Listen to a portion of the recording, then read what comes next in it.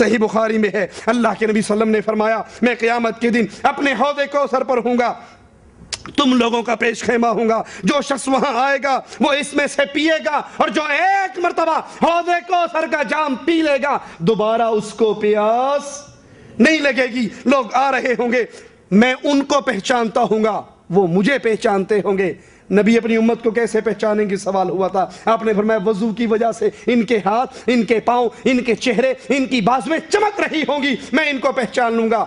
अल्लाह के नबी फरमाते हैं वो कौम मेरे पास आएगी, मेरे और इनके दरमियान रुकावट खड़ी कर दी जाएगी और एक रिवायत में है कि दुर्रे मारकर उनको दूर कर दिया जाएगा। मैं कहूंगा उम्मती उम्मती, ऐ फरिश्तों ये मेरी उम्मत है, ऐ अल्लाह ये मेरी उम्मत है, मैं इनको हौज़े कौसर में पानी पिलाने के लिए बैठा हूं, इनको दूर क्यों किया जा रहा है, रुकावट खड़ी क्यों हो रही है? सुनिए सुनिए सुनिए, मेरे नबी करीम सल्लल्लाहु अलैहि वसल्लम को कहा जाएगा, या मुहम्मद सल्लल्लाहु अलैहि वसल्लम इन्नका ला तदरी मा अहदसू बअदक, है नबी आप नहीं जानते आपकी वफात के बाद इन्होंने आपके दीन मोहम्मद में क्या क्या तब्दीली कर दी, आप नहीं जानते। वफात के बाद भी आपको इल्म गैब नहीं है, आप नहीं जानते। मा अहदसू बअदक, इन्होंने आपके दीन के बाद भी आपको इल्म गैब नहीं है, आप नहीं जानते। मा अहदसू बअदक, इन्होंने आपके दीन में क्या तब्दीली की। अल्लाह के नबी सल्लल्लाहु अलैहि वसल्लम फरमाएंगे सोहकन सोहकन सोहकन लिमन गय्यरा बैदी, जिन्होंने मेरे दीन को बदल डाला आज मेरी आंखों से दूर कर दिया। जो हजरत हुसैन के करबला के वाक़े को पेश करते हैं कि अल्लाह के नबी तो पहले ही कह दिया था कि ये वहां पर मारे जाएंगे। हजरत हुसैन खुद जब करबला में पहुंचे तो देखा कूफी तलवारें लेके सामने खड़े हैं, तो हजरत हुसैन ने कहा, जिसको शेख मुफीद ने अपनी किताब अल इरशाद के अंदर नकल किया है कि मुझे तुमने बुलाया था, अगर तुम मेरा साथ देने के लिए तैयार नहीं तो मैं वापस मदीने चला जाता हूं।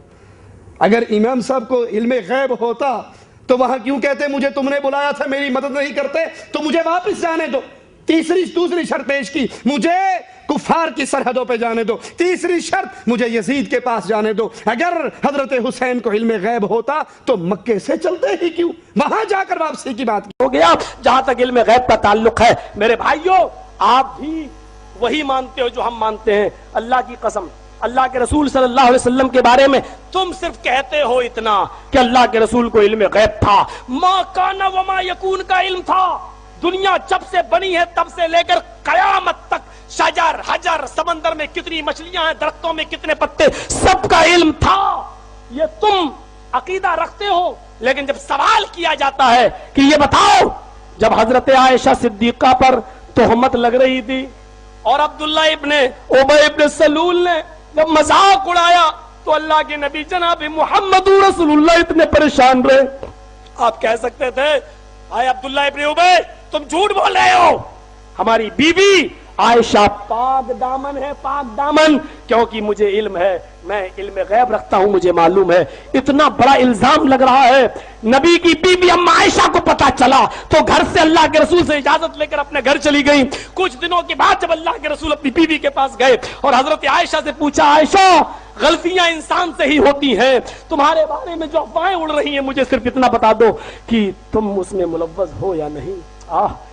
कहिए अल्लाह के रसूल सल्लल्लाहु अलैहि वसल्लम के इस इल्म गैब के बारे में आपका क्या ख्याल? इल्म गैब था तो आप अपनी बीवी के ताने पर अरे बकने दो, तुम नहीं पाक दामन हो, लेकिन आप खुद परेशान रहे। और हजरत आयशा भी घर छोड़ के चली आई थी। नमाज पढ़ा रहे हैं जोहर की 4 रकात, जोहर हमसन 5 रकात पढ़ा दिया।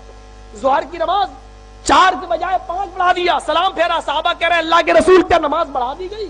अजीदा फिस सलात, क्या नमाज बढ़ा दी गई? अल्लाह के रसूल ने कहा काल व मजाक, नहीं क्या बात है? फरमाया आपने 5 पढ़ा दी, आपने फौरन सजदे सहू किया, 2 सजदे किए और उसके बाद सलाम फेरा और सलाम फेरने के बाद फरमाया कि इन्नमा अना बशर अनसा कमा तनसौना फैजा नसीतु फज़क्किरूनी। जरा गौर करो हदीस के अल्फाज पर। आपने फरमाया मैं भी एक बशर हूं जैसे तुम एक बशर हो, मैं भी एक इंसान हूं जैसे तुम एक इंसान हो। अनसा कमा तनसौन, मैं भी भूलता हूं जैसे तुम भूल चूक तुमसे होती है।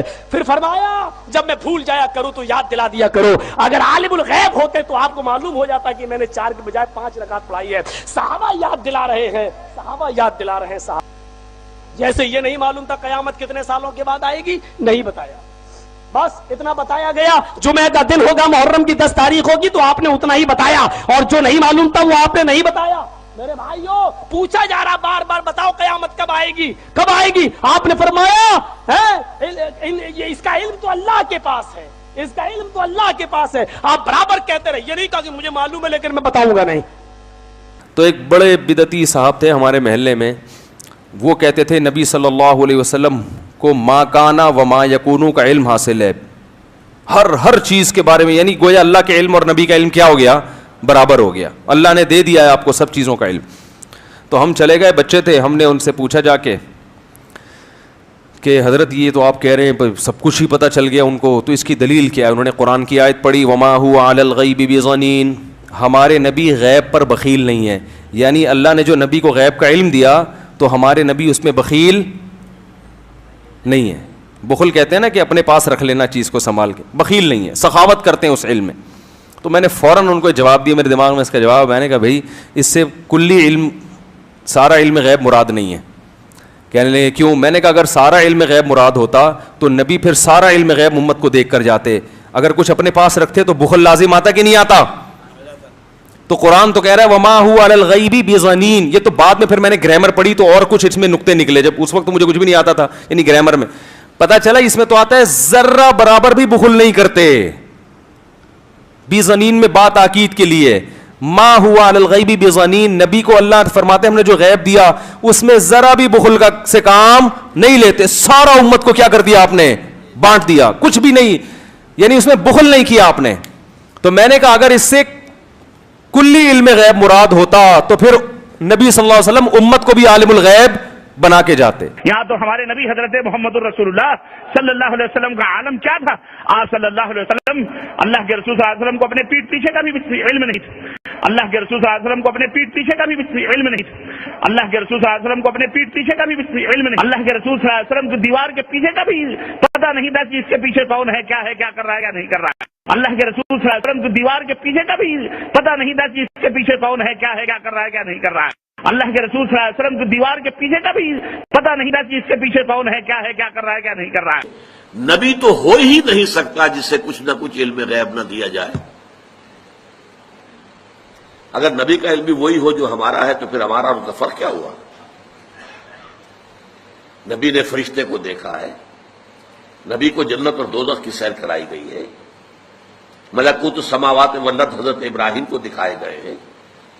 कज़ालिका नूरी इब्राहिम मलकूत समावात व अर्ज़, मेराज में हुजूर को क्या कुछ दिखाया गया है। ये अगर ये चीजें गैब की है ना, अगर ये चीजें वही फरिश्ता ये गैब है ना, तो गैब का इल्म ना दिया जाए तो नबी कहां हुआ? वो तो फिर आम इंसान है।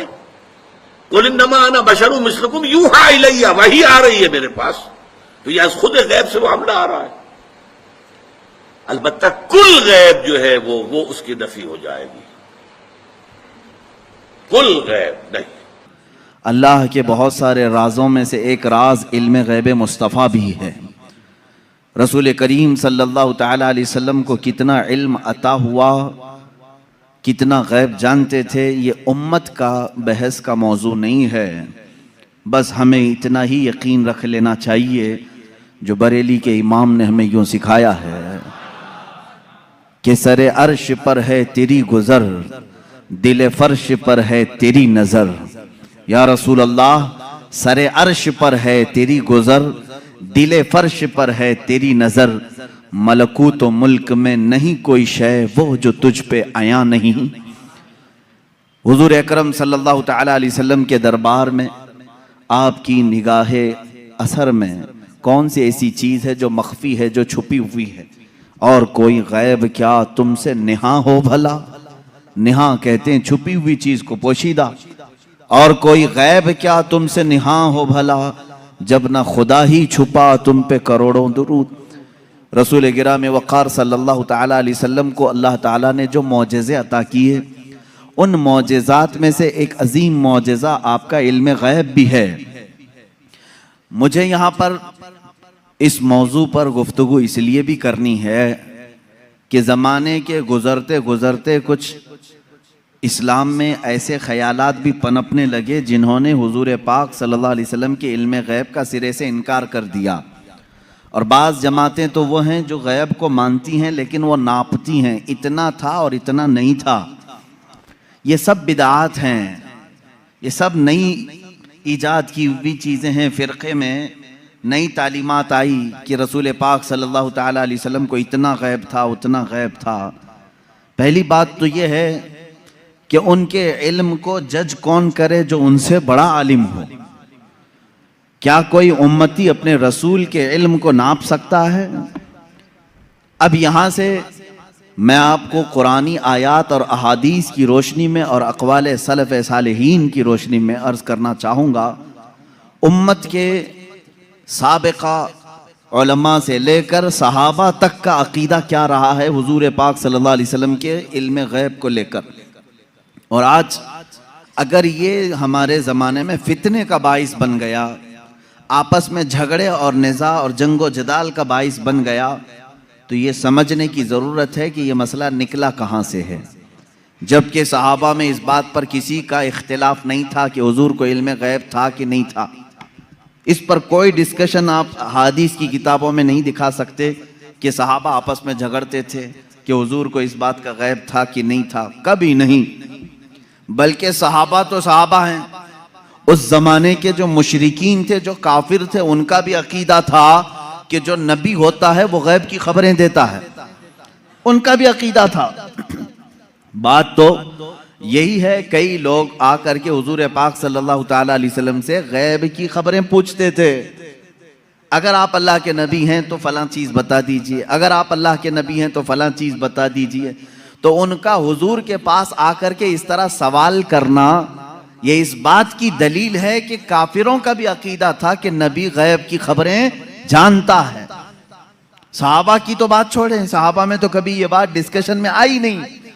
लेकिन 14 सदियों के बाद उम्मत इस हाल से गुजर रही है कि इनमें भी कुछ बनाम उलमा ऐसे लोग आए जिन्होंने बाज़ाब्ता फ़िरक़ों की बुनियाद रखी और किताबों में लिख मारा रसूल पाक सल्लल्लाहु ताला अलैहि वसल्लम को पीठ पीछे की खबर नहीं थी या दीवार पीछे का इल्म नहीं था। ये वो बातें हैं जो 1400 साल के बाद बाज़ मौलवी कहलाने वाले हजरात ने लिख दिया या गढ़ लिया और उम्मत को इसी बात पर परेशान कर दिया, जमातें पैदा हो गई। लेकिन मेरे अजीजों, हम जो आज तक अकीदे पर हैं, अल्हम्दुलिल्लाह ये वही है जो 14 सदियां पहले सहाबा का अकीदा था। वो अपने नबी कौनैन सल्लल्लाहु ताला अलैहि वसल्लम के मुतालिक क्या अकीदा रखते थे, कुरानी आयात भी इस बात की शाहिद हैं। चंद इनके जो एतराज़ात हैं, मैं आज पूरी इल्मी गुफ्तगू आपसे करूँगा, थोड़ा जहन को तैयार रखें, दलाइल को भी समझें, इसलिए कि सिर्फ सुनी सुनाई बात पर यकीन कर लेना ये सुन्नी की आदत नहीं होनी चाहिए। दलाइल की रोशनी में बात करें। कुरान पाक की जितनी आयात हैं मैं उनके ऊपर आता हूँ, अभी आता हूँ। लेकिन सहाबा का पहले अकीदा क्या है ये तो मैं बता दूँ। हुजूर पाक सल्लल्लाहु ताला अलैहि वसल्लम के पास एक सहाबी हाजिर होते हैं और वो गरीब सहाबी थे।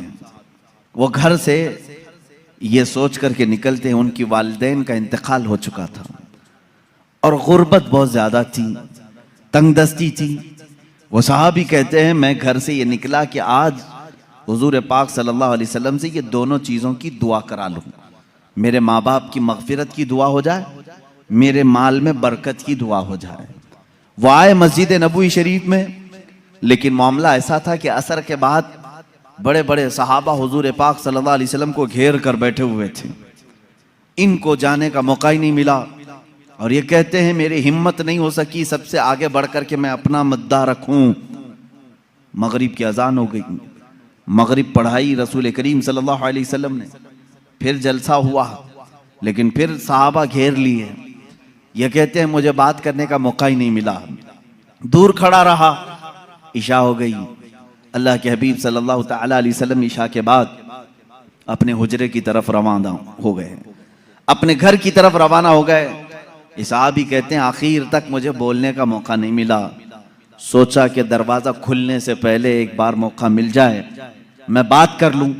ये सोचते हुए पीछे हाथ बांधे चले जा रहे थे। अल्लाह के नबी सल्लल्लाहु ताला अलैहि वसल्लम आगे आगे चल रहे हैं। दरवाजे के करीब पहुंचे, रसूल करीम सल्लल्लाहु ताला अलैहि वसल्लम पलट करके देखते हैं और उस सहाबी से कहते हैं, जा अल्लाह तेरे वालिदैन की मग़फ़िरत फरमा है, अल्लाह तेरी गरीबी और तंगदस्ती को दूर फरमा है। मिली वो मुराद भी जो कह न सका लब से, मेरे सुकूत पर भी मेरे शाह की नजर गई। अजीज़ान गिरामी, ये सहाबा का अकीदा था। वो कहते हैं कि मुझे बोलने की अभी नौबत भी ना आई, अल्लाह के हबीब सल्लल्लाहु ताला अलैहि वसल्लम ने उसी बात की दुआ मेरे लिए फरमाई जिस बात का मैं घर से सोच करके निकला था। तो ये सहाबा का ईमान भी था, यकीन था कि अल्लाह के नबी सल्लल्लाहु ताला अलैहि वसल्लम गैब की खबरें जानते हैं। अब और दूसरे सहाबा की बात मैं बताऊं, जंग तबूक के मौके पर, जंग तबूक बड़ी सख्त जंग हुई है और मदीने से तकरीबन 800-900 किलोमीटर दूर का फासला है तबूक। अल्लाह के हबीब सल्लल्लाहु ताला अलैहि वसल्लम ने मदीने के सारे जितने भी जवान थे सबसे कहा था कि इस जंग में शरीक हो जाएं। सब निकले, 3 सहाबा पीछे रह गए। उसमें हजरत काब बिन मालिक रज़ियल्लाहु ताला अन्हु जो हदीस के रावी हैं, फरमाते हैं मुझे कुछ हुआ तो नहीं था, अभी जाऊंगा तभी जाऊंगा, जैसे लोग जमात में शरीक होने के लिए काहिली कर जाते हैं आज के ज़माने में। मैं सहाबा को तमसील या तशबीह नहीं दे रहा, लेकिन वो सहाबी कहते हैं मेरे साथ ऐसा मामला हुआ कि कोई उज़्र नहीं था, लेकिन मैं सोचा कि अभी सुबह जाकर के जमात में मिल जाऊंगा। सुबह हुई, सहाबा की सफ़ें लगी, निकलने का वक्त आ गया। इन्होंने ये सोचा थोड़ा घर में आराम कर लेता हूँ, दोपहर तक मदीने के बाहर ही रहेंगे, जल्दी से जाकर के मिल लूंगा। वो जमात मदीने से बाहर भी चली गई। सोचते सोचते शाम हो गई और ये नहीं गए। इस तरह 3 सहाबा मदीने में रह गए और जंग तबूक में मेरे आका सल्लल्लाहु ताला अलैहि वसल्लम बनफ्से नफीस तशरीफ ले गए। जब जंग का ख़त्म हुई, वहाँ से वापसी हुई, आने के फ़ौरन बाद अल्लाह के हबीब सल्लल्लाहु ताला अलैहि वसल्लम ने इन 3 को तलब किया। अब इनकी बातें सुने। हज़रत काब बिन मालिक हैं इसमें, ये कहते हैं अल्लाह के रसूल सल्लल्लाहु ताला अलैहि वसल्लम ने हमें बुलवाया और हुजूर की आदत करीमा थी, सबसे पहले पूछते थे कोई उज़्र था तुम्हारे पास, ना आने की कोई वजह थी। अब इस सहाबी की बात सुने, कहते मैं चाहता तो कुछ ना कुछ बात गढ़ लेता कि घर का काम काज आ गया था, बच्चे बीमार थे, जायदाद का मसला था, कुछ तो कह देता। हज़रत काब कहते हैं, ये अल्फाज हैं उनके, मैं कुछ बहाना कर ले जाता, लेकिन उसके पास क्या बहाना करूं जो दिलों की हालात भी जानता है, जो दिलों की भी खबर रखता है। वो कहते हैं सहाबी रसूल कि मैं कह दिया कि अल्लाह के नबी आप बेहतर जानते हैं, उज़्र तो कुछ नहीं था, सुस्ती और काहिली ने मुझे दूर रखा। तीनों का यही मामला था। बहरहाल ये मामला अलग है, किसी दूसरे वक्त अर्ज करूं, ये लंबी हदीस है। हुजूर पाक सल्लल्लाहु ताला अलैहि वसल्लम ने उन तीनों सहाबा का बायकाट किया 40 दिन तक। फिर कुरान की आयत नाजिल हुई, उनकी तौबा कबूल हुई, फिर उनको माफ किया गया। लेकिन मुझे इससे बयान यही करना था, सहाबा का अकीदा ये है, वो ये कहते हैं हम चाहते तो बहाना कर लेते, लेकिन उनके पास क्या बहाना करें जो दिलों की भी जानते हैं। इसका मतलब ये है कि ये सहाबा उसका उस तरह का अकीदा नहीं रखते थे जो आज के मुल्ला कहते हैं कि पीठ पीछे की खबर नहीं थी, दीवार के पीछे की खबर नहीं थी। वो सहाबी कहते मेरे दिल के हालात वो जानते थे, इसलिए मैं बहाना नहीं कर सका। अजीज़ा निगराम वक़ार, 1-2 नहीं, कई बातें इस बात की शाहिद हैं और दलील हैं। अल्लाह के हबीब सल्लल्लाहु ताला अलैहि वसल्लम ने गैब की खबरें दी हैं। अब मुझे ये बताएं, नबी जो लफ्ज़ है ये किसी भी दुनिया की डिक्शनरी में जाकर उठाओ, अरबिक लफ्ज़ है ये, नबी अरबिक वर्ड है। इसका तर्जुमा कहीं से भी जाकर के आप देखें, नबी का माना होता है गैब की खबर देने वाला, गैब की खबर देने वाला। इसका डेफिनेशन ही ये है, अगर वो गैब की खबरें ना दे तो फिर नबी कैसा, वो लफ्ज ही उसके ऊपर सूट नहीं करेगा अगर वो गैब की खबर नहीं जानते हो। गैब की खबर से मुराद क्या है मेरे अजीजों? जो जाहिर है हम इसको कहते हैं जाहिरी खबर, और गैब में बहुत सारी चीजें आती हैं, जमीनों का इल्म, आसमानों का इल्म, तुम्हारे नसब का इल्म, तुम्हारे दिलों के अंदर छुपे हुए राजों का इल्म, तुम्हारे घरों में मौजूद खबरों का इल्म, बहुत सारी चीजें आती हैं, ये सब गैब में आती हैं। अब हजरत ईसा अलैहिस्सलाम के मुतालिक कुरान कह रहा है व उब्रिउल अकमह वल अबरस व उहिल मौता बिइज़्निल्लाह व उनब्बिउकुम बिमा ताकुलून व मा तदखिरून फी बुयूतिकुम। हजरत ईसा अलैहिस्सलाम कहते हैं कि मैं तुम्हें वो सब चीजों की बात बता दूंगा, खबर दे दूंगा जो कुछ तुम अपने घरों में बैठकर खाते हो और जो कुछ तुम जमा करते हो। ये कौन कह रहा है? ईसा अलैहिस्सलाम। उनकी जुबान में कुरान बयान कर रहा है। कुरान ये कह रहा है ईसा अलैहिस्सलाम उन तमाम चीजों की खबर देते थे जो लोग अपने घरों में खाते हैं, जो लोग अपने घरों में जमा करते हैं। जब बनी इस्राइल के नबी ईसा अलैहिस्सलाम घरों में मौजूद खानों की खबर दे सकते हैं, सैयदुल अंबिया सल्लल्लाहु तआला अलैहि वसल्लम पूरी उम्मत की खबर नहीं रख सकते? अजीज़ान गिरामी वक़ार, रसूल गिरामी वक़ार सल्लल्लाहु तआला अलैहि वसल्लम कितना गैब रखते थे, कितना नहीं, एक अलग टॉपिक है। मैं आपको इस मसले को निहायत ही अखलाक के साथ, तमीज के साथ, तहजीब के दायरे में बताऊंगा। इसलिए कि कभी कभार होता है कि कोई जोश में और जज्बे में इधर से उधर चला जाए, लेकिन मैं बड़े अदब के साथ आपसे अर्ज करूंगा। इल्म गैब का इनकार कहां से आया, क्यों हुआ, और हमारा आज ये मसला क्यों बना? उसकी वजह यह है कि बाज सलफी और वहाबी और उनकी पैरवी में जमाअते देवबंद, जिनके बाज उलमा ने हुजूर पाक सल्लल्लाहु तआला अलैहि वसल्लम के कुछ इल्म गैब का इनकार किया, उनकी किताबों में मौजूद है।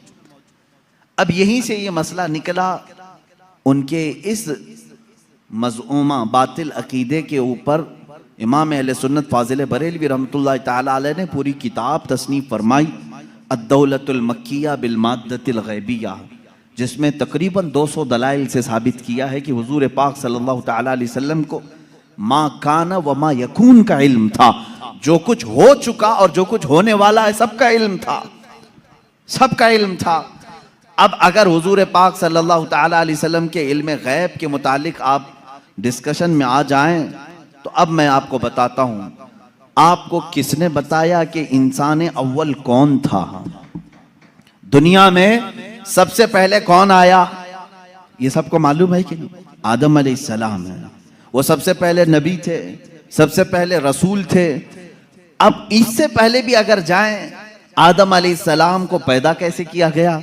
आदम अलैहिस्सलाम जन्नत में रहे, जन्नत से फिर दुनिया में भेजे गए, उनकी पैदाइश के मामलात, उनके दुनिया में आने के मामलात, फिर सैयदना नूह अलैहिस्सलाम ने तबलीग फरमाई 950 साल, उसके बाद और भी अंबिया इकराम अलैहिस्सलाम के वाक़यात। ये सब बातें आपको बताई किसने? किसने खबर किया? कौन बताया आपको? सबका नुक्ता इत्तिहाद तुम्हारे यहाँ जमा होगा मोहम्मदुर रसूलुल्लाह सल्लल्लाहु अलैहि वसल्लम। अगर अल्लाह के रसूल सल्लल्लाहु तआला अलैहि वसल्लम ना बताते तो न तुम्हें आदम अलैहिस्सलाम की खबर थी, न तुम्हें नूह अलैहिस्सलाम की खबर थी, न तुम्हें इब्राहीम और इस्माइल अलैहिस्सलाम की खबरें थी, न तुम्हें हज़रत यूसुफ अलैहिस्सलाम के वाक़यात मालूम थे। कुरान जो कुछ भी बयान हुआ है वो मुस्तफ़ा की ज़ुबान से तो बयान हुआ है, मेरे आका सल्लल्लाहु तआला अलैहि वसल्लम के ज़ुबान से बयान हुआ है। तो मेरे अजीज़ों, जो हो चुका हुजूर उसका भी इल्म रखते हैं, जो हो चुका मेरे आका सल्लल्लाहु तआला अलैहि वसल्लम उसका भी इल्म रखते हैं, उसकी खबर रखते हैं। अब बाद में होने वाला ये भी आपको मालूम है, हर मुसलमान का अकीदा है क़यामत आने वाली है या नहीं? अगर इनकार करोगे तो इस्लाम से निकल जाओगे। क़यामत कैसे आएगी इसका पूरा नक्शा भी मालूम है, कैसे आएगी आपने उलमा से सुना होगा, किताबों में पढ़ा होगा। क़यामत के करीब क्या क्या हालात होंगे, निशानियां क्या क्या हैं, ये सब चीजें बताई गई। याजूज माजूज आएंगे, दज्जाल निकलेगा, सूरज पश्चिम से निकलेगा, दाबतुल अर्ज आएगा, ये बड़ी बड़ी निशानियां। ईसा अलैहिस्सलाम नाजिल होंगे, इमाम मेहदी का ज़हूर होगा, ये बड़ी बड़ी निशानियां। और उसके बाद एक दिन ऐसा आएगा कि सूर फूंका जाएगा। ये इसराफील अलैहिस्सलाम के हाथ में अभी सूर है, फरिश्ते हैं, और वो बाजे की शक्ल की एक चीज है, उससे आवाज धीरे धीरे निकलेगी और उसके बाद फैलती जाएगी, निहायत तेज हो जाएगी। उसी आवाज के धमाके से पूरी दुनिया का इख्तिताम होगा। फिर सूरज चांद टकरा दिए जाएंगे, तारे फट जाएंगे, जमीन उड़ा दी जाएगी, पहाड़ रूई के गाले की तरह उड़ रहे होंगे, फिर मैदान क़यामत कायम किया जाएगा, क़यामत आएगी। इतना सारा डिटेल ये किसने बताया आपको? ये कौन बताया है? अगर रसूल पाक आने वाली खबरों को नहीं जानते थे तो फिर क़यामत की खबर कभी नहीं देते। इसका मतलब है अल्लाह के नबी सल्लल्लाहु तआला अलैहि वसल्लम आदम अलैहिस्सलाम की पैदाइश से लेकर रोज़े क़यामत तक जो सूर फूंका जाएगा, कायनात की हर चीज से वाकिफ थे, हर चीज से बाखबर थे। हुजूर अकरम सल्लल्लाहु तआला अलैहि वसल्लम का इल्म गैब कितना था, कितना नहीं था, अब इस पर आते हैं हम। इसलिए कि बाज़ उलमा, उनसे हमारा भी डिस्कस हुआ, उन्होंने कहा कि आप खामखा वहाबी और देवबंदी जमात से इख्तिलाफ रखते हैं, हम कभी इनकार नहीं करते हुजूर सल्लल्लाहु तआला अलैहि वसल्लम के इल्म गैब का, लेकिन हम ये कहते हैं कि पूरा पूरा इल्म गैब उनके पास नहीं था। हमारा उन्होंने बाज़ाब्ता हमारे साथ ये डिस्कस किया, पूरा इल्म गैब नहीं था। हम हम हुजूर के थोड़े से इल्म गैब का इनकार नहीं करते, हाँ था रसूल को, लेकिन पूरा नहीं था हर चीज का। मैंने कहा इस पर क्या दलील है आपके पास? उन्होंने कहा बाज़ मकामात पर हुजूर ने कहा है मुझे मालूम नहीं, बहुत सारे ऐसे मकामात हैं वाक़या हो गया, हुजूर को उसकी खबर नहीं रही। इसका मतलब है हुजूर को पूरे इल्म गैब का पूरा इल्म गैब नहीं था, थोड़ा सा तत्व था, हम इसका इकरार करते हैं। मेरे अजीज़ों, जवाब सिर्फ इतना ही है कि चलो मियाँ, हम और आप बैठते हैं, हम ये लिखते हैं कि हुजूर का क्या क्या इल्म गैब था और आप ये लिखो कि हुजूर को किस किस चीज़ का नहीं था। मुबारक हो तुम्हें, तुम हुजूर के इल्म गैब की नफी पर लिखते जाओ और हम हुजूर के इल्म गैब के इस बात पर लिखते जाएंगे कि अल्लाह के नबी सल्लल्लाहु तआला अलैहि वसल्लम को किन किन चीज़ों की खबर थी और तुम किन किन चीज़ों की नहीं थी, इस पे लिखो और उसके बाद मातम करो अपनी जिंदगी पर कि अल्लाह ने तुम्हें किस तरह की ये ड्यूटी लगाई कि नबी कौनैन का नक्श निकालने पर पूरी जिंदगी लगा दी। हुजूर पाक के सल्लल्लाहु तआला अलैहि वसल्लम के मर्तबे को कम करने के लिए तुम्हें ड्यूटी लग गई, तुम इस चीज पर तैयार हो गए। अजीज़ान गिरामी वक़ार, पहले ये तो मुझे बताएं कि कौन है जो ये इंसाफ करेगा, इतना था इतना नहीं था, कितना था? क्या तुम नबी के जमाने में हो? हुजूर पाक सल्लल्लाहु तआला अलैहि वसल्लम से तुमने कुछ पूछा है इस बारे में? चलो अगर 100 चीजों का इल्म था हुजूर सल्लल्लाहु तआला, या इल्म गैब अगर 100 को कहते हैं तो तुम बताओ हुजूर के पास 70 था कि 75 था कि 80 था कि 82 था? कोई हद है तुम्हारे पास? नहीं बता सकेंगे, मेरा चैलेंज है। वो कहते हैं बाज का था, अरे मियां वो बाज की भी तो तहदीद कर दो, बाज का मतलब क्या है? नहीं, बाज का इल्म गैब था। आज भी वो कहते हैं हुजूर को बाज चीजों का इल्म गैब था। मैं यही कहता हूं वो बाज कितना था ये आप मुतय्यन करके बता दो। चलो 30% था, 40% था, परसेंटेज नहीं बयान कर सकेंगे। जहां उन्होंने उंगली रख दी कि इतना था तो फिर वो इस्लाम में ज्यादती करने वाले बन जाएंगे और खारिज इस्लाम हो जाएंगे। हुजूर के इल्म को उन्होंने अगर घेर दिया इतना था, अब हमसे वो पूछते हैं चलो ठीक है हम नहीं बताते कितना परसेंट था, आप ही बताओ कितना था। हम कहते हैं अल्लाह के बाद अगर कोई इल्म है तो रसूल पाक के बाद, तो अल्लाह का नापो, उसके बाद पता चल जाएगा। अल्लाह रब्बुल इज्जत का जो इल्म है उसके बाद अल्लाह ने अगर किसी को इल्म अता किया है तो अपने रसूल को अता किया, यह हमारा अकीदा है। अब हमें मालूम नहीं अल्लाह का इल्म कितना है, अब हमको वो असल मालूम नहीं, तो फिर जिसको अता किया उसका क्या हम हिसाब कर सकेंगे? अब एक एग्जाम्पल मैं आपको बता दूं, सैयदना खिजर अलैहिस्सलाम जिनको खदिर कहा गया है, मूसा अलैहिस्सलाम और हजरत खदिर का जो वाकया है सूरह कहफ में है, उन्होंने खुद कहा है कि मुझे बाज चीजों की हिकमत दी गई। हजरत मूसा अलैहिस्सलाम हजरत खिजर से मिलने के लिए गए थे, मालूम होगा आपको वाकया। मूसा अलैहिस्सलाम अपने ज़माने के जलीलुल क़द्र पैगंबर है। आपने अल्लाह की बारगाह में दुआ की कि अल्लाह जो इल्म और हिकमत से भरा हुआ तेरा बंदा है मुझे उससे मुलाकात करा। अल्लाह ने फरमाया एक मछली भून करके ले चलो, समंदर के किनारे किनारे चलते रहो, जहां ये मछली जिंदा होकर समंदर में चली जाए वहां मेरे उस बंदे से तेरी मुलाकात होगी। कुरान पाक में ये मौजूद है सूरह कहफ में। मूसा अलैहिस्सलाम अपने गुलाम के साथ लेकर चलते रहे, एक जगह आराम करने के लिए आप रुके, सो गए, मछली वहीं जिंदा हुई, भुनी हुई मछली, तली हुई मछली जिंदा हुई और समंदर में कूद गई। गुलाम ने खबर नहीं किया, उठाया नहीं। मूसा अलैहिस्सलाम आराम फरमा रहे थे, फिर जब बेदार हुए तो गुलाम भूल गए, आगे चल पड़े। मूसा अलैहिस्सलाम को भूख की शिद्दत हुई तो आपने कहा लाओ वो मछली खा लेते हैं, अब लंबा सफर नहीं होगा। तब गुलाम ने कहा वो मछली वहीं उछल कर चली गई थी जहां आप आराम कर रहे थे। वाकया तवील है। वापस मूसा अलैहिस्सलाम वहां आए तो देखा एक सफेद पोश बुजुर्ग थे, उन्होंने आपका नाम लेकर के आपको सलाम की, मुलाकात हुई। हजरत मूसा अलैहिस्सलाम ने उनसे कहा कि मैं आपके साथ कुछ दिन रहना चाहता हूं। उन्होंने कहा तुम मेरे साथ नहीं सब्र कर सकोगे। मूसा अलैहिस्सलाम ने कहा रहूंगा। उन्होंने एक शर्त रखी, मैं जो भी काम करूं उस पर पूछना मत कि ऐसा क्यों किया। मूसा अलैहिस्सलाम इस पर पाबंदी के साथ चलते रहे। 3 वाकयात कुरान में बयान किए गए।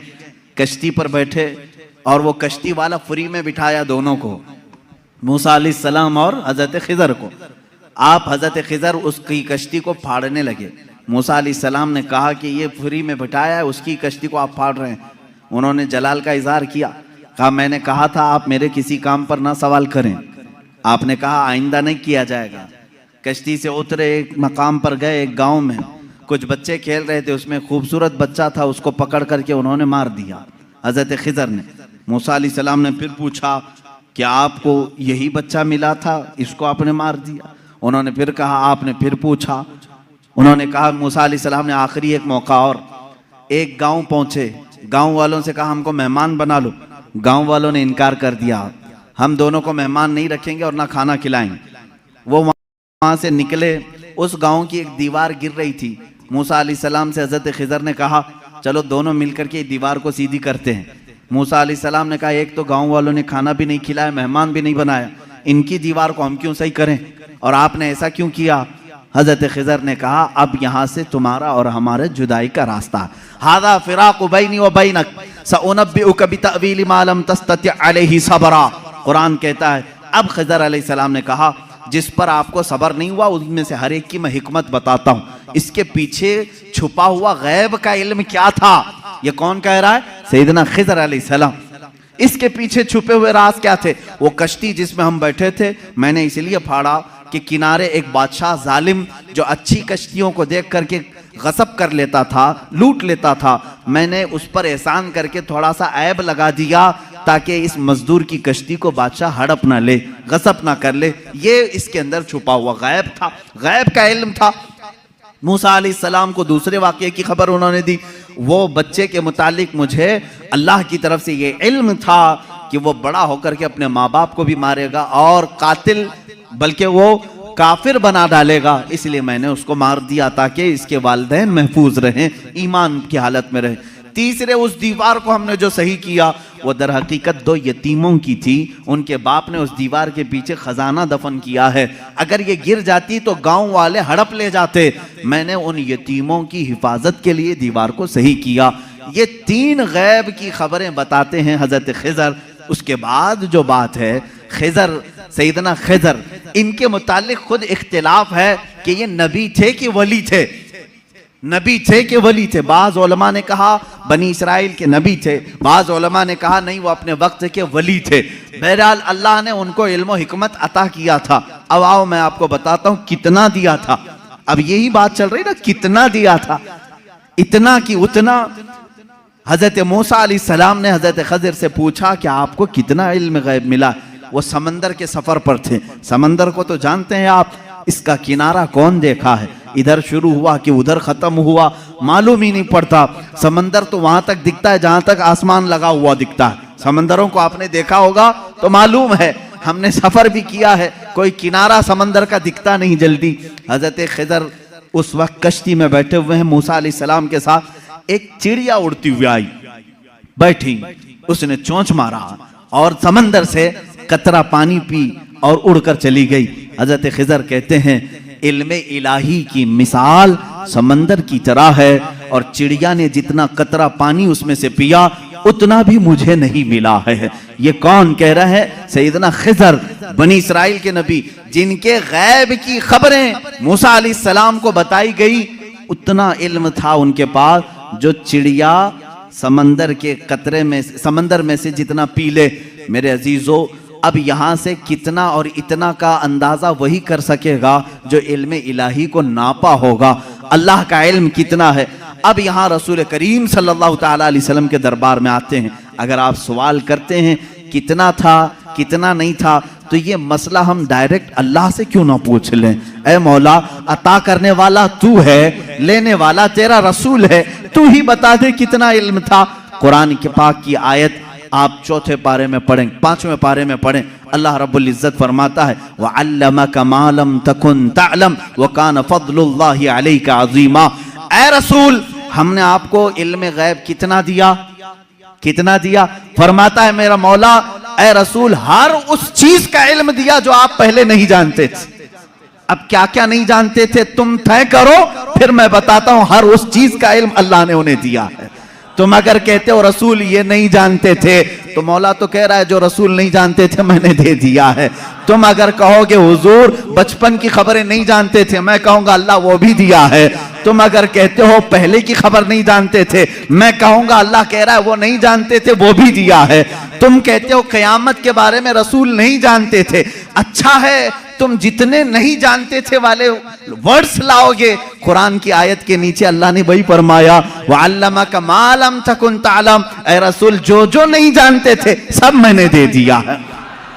जो जो नहीं जानते थे, तुम जो भी कहोगे ये नहीं जानते थे, साफ कहो हाँ ठीक है नहीं जानते थे, लेकिन अल्लाह कह रहा है रसूल जो नहीं जानते थे वो दे दिया है। अब तेरा लफड़ा किस बात पर है? तेरा झगड़ा किस बात पर है?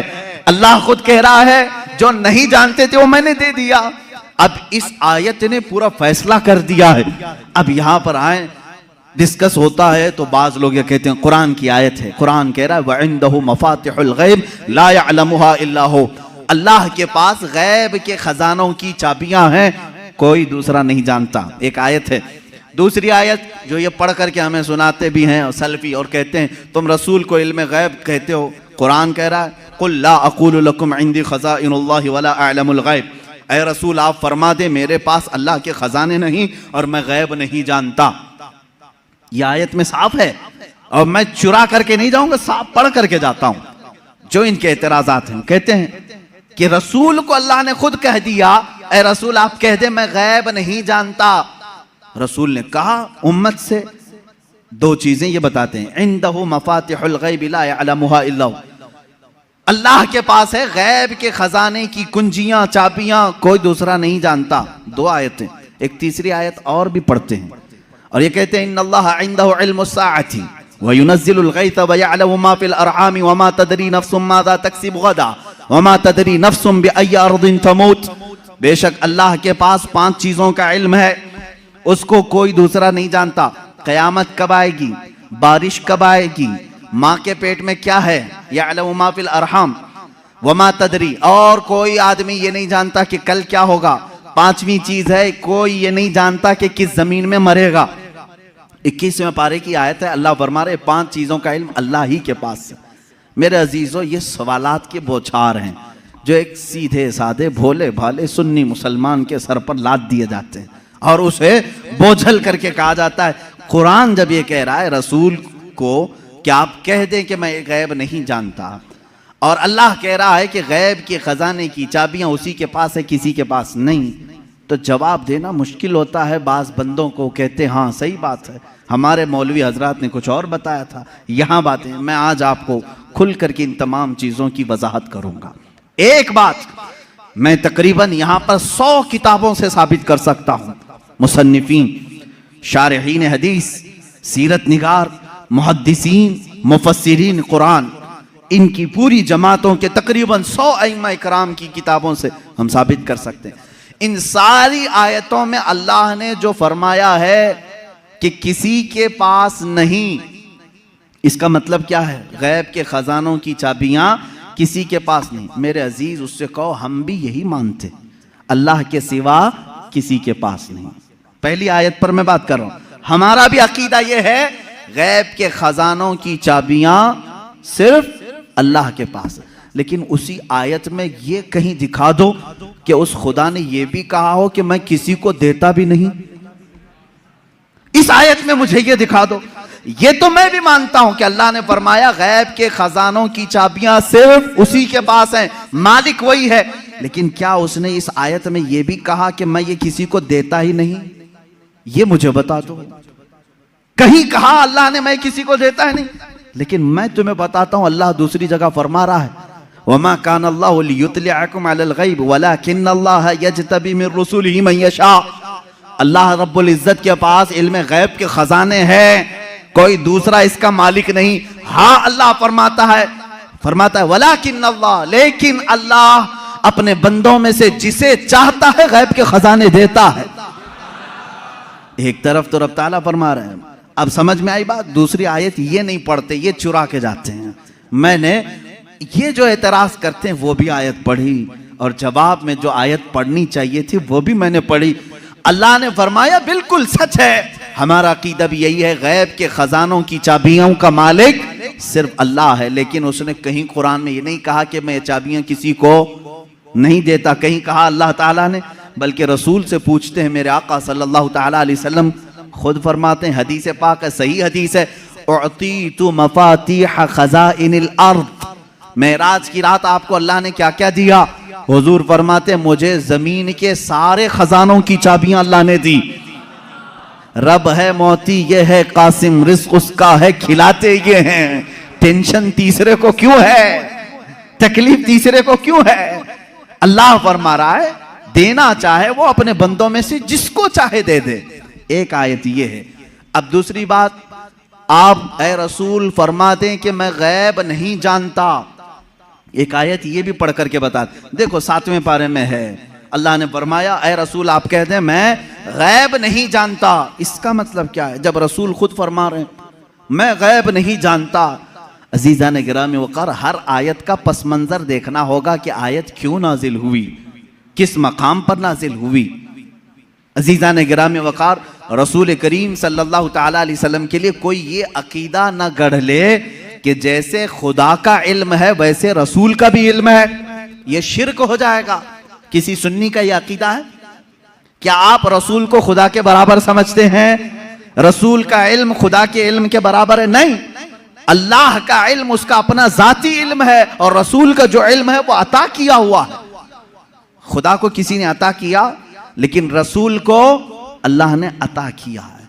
अब यहां पर अल्लाह ने जो रसूल से फरमाया ऐ रसूल आप कहते मैं गैब नहीं जानता, इसका मतलब वैसा गैब जो अल्लाह का है वो मैं नहीं जानता, हाँ वो सब जानता हूं जो अल्लाह ने मुझे दिया है। बात समझ में आ गई? ये दूसरी आयत हो गई।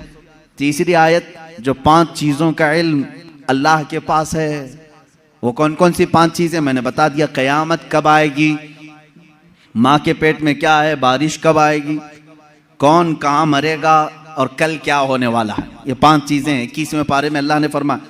ये बहुत सारे लोग एतराज के तौर पर इसी आयत को पेश करते हैं, कहते हैं देखो रसूल को अल्लाह ने इन चीजों से भी दूर रखा था, ये 5 चीजों की खबरें नहीं। जबकि आप हदीसें पढ़ें तो ये 5 चीजों की खबरें हुजूर ने दी हैं। कुरान कह रहा है इसका इल्म किसी के पास नहीं, और रसूल यहां खबरें दे रहे हैं। एक टुकड़ा उसमें से मैं बता दूं, एक टुकड़ा अल्लाह के नबी सल्लल्लाहु ताला अलैहि वसल्लम की हदीस की तरफ मैं ले जाऊंगा। कुरान की आयत का एक टुकड़ा, कौन कहां मरेगा ये नहीं जानता कोई। वमा तदरी नफ्सुम बिअय्यि अर्दिन तमूत। लेकिन जंगे बद्र का मौका है, दूसरे दिन जंग होने वाली है। रात के वक्त मेरे आका सल्लल्लाहु अलैहि वसल्लम अपने हाथ में छड़ी लेकर के चल रहे हैं। मुस्लिम शरीफ की हदीस है, सही मुस्लिम शरीफ की हदीस। हुजूर सल्लल्लाहु ताला अलैहि वसल्लम अपने हाथ में लकड़ी लेकर मैदान में आए। अपने सहाबा को हौसला दिलाना था कि तुम घबराओ मत, कल क्या होने वाला है मैं बताता हूं। कुरान कह रहा है कल क्या होने वाला है वो किसी को नहीं मालूम। और रसूल कह क्या टकराव है क्या रसूल में और कुरान में? मैं इसको बताऊंगा मेरे अजीजों, जवाब के जरिए से। कोई टकराव नहीं, टकराव तो इनके पेट में। यहां हुजूर पाक सल्लल्लाहु ताला अलैहि वसल्लम ने अपनी लकड़ी उठाई और सहाबा से कहा इधर हटो, एक गोल लकीर खींची और फरमाया देखना कल जंग खत्म होने के बाद अबू जहल यहां मरेगा, अबू जहल गिर करके यहीं मरा होगा। दूसरा दायरा खींचा और एक काफिर का नाम लिया, कहा यहां उतबा मरेगा, यहां शैबा मरेगा। कुरान कह रहा है कौन कहां मरेगा ये किसी को नहीं मालूम, और रसूल लकीर खींच करके बता रहे हैं अबू जहल यहां मरेगा।